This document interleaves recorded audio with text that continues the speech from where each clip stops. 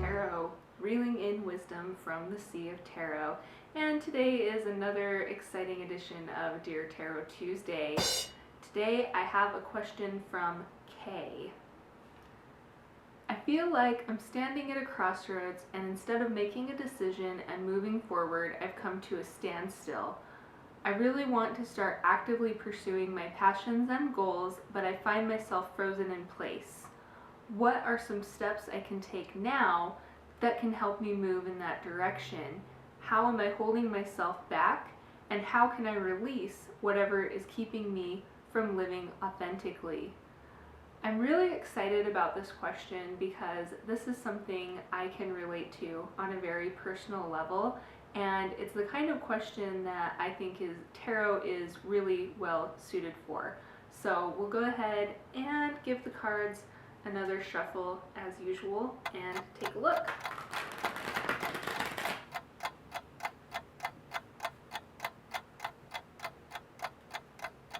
We have the Knight of Pentacles, the Chariot, and Ace of Cups. With the first card, the Knight of Pentacles, we're going to look at steps you can take now to start moving in the direction of your dreams and your goals. The Knight of Pentacles makes me wonder if at this point you're being very careful about how you proceed. You might be in a place where you're thinking that you have to be extremely prepared before you can even take the first step. Of course, to a large extent, being prepared is a good thing when you start working towards goals and dreams, but the Knight of Pentacles, especially being in reversed, makes me think that you could be taking that a little bit to the extreme. I think right now, what you can really start to work on is setting aside the planning phase and start taking some action steps, even if they're really small. Focus on taking one small action step every day. With the Chariot, we're going to see a little bit of a mirror of some of the things we saw in the first card, and this is going to help us address your question of how you might be holding yourself back.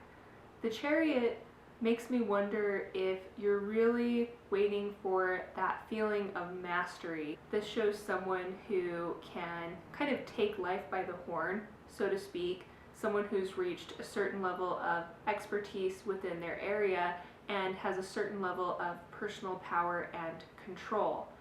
So it kind of again mirrors the themes we saw in the first card, and it makes it kind of paint a picture of you expecting that before you can even start to take small steps in the right direction, you have to have complete confidence in what you're doing, and you have to feel that feeling of being really in control. Another theme that seems to be coming up in both of these first two cards is wanting to feel very sure of what you're doing before you do it.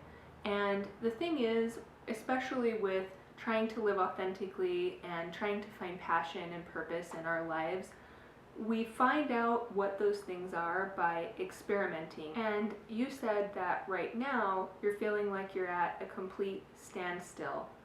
I think the biggest thing that you need to try to embrace right now is taking even just really small steps.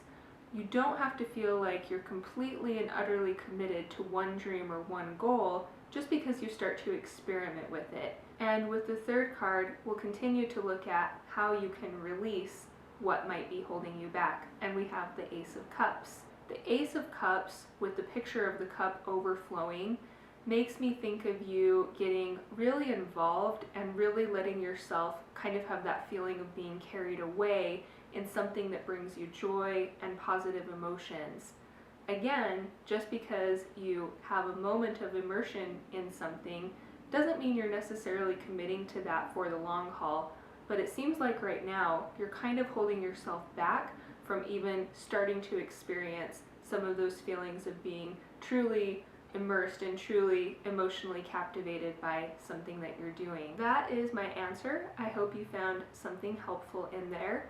Thank you to everyone for watching. I am available for private readings via email, and they are a little more in depth than what I do here on Dear Tarot Tuesday. I try to keep these pretty brief. So if you're interested in an email reading, we're able to go a little more in depth that way. You can visit me at happyfishtarot.com, sign up for my newsletter, stay in the know, make sure to subscribe to my YouTube channel, and I'll catch you next time.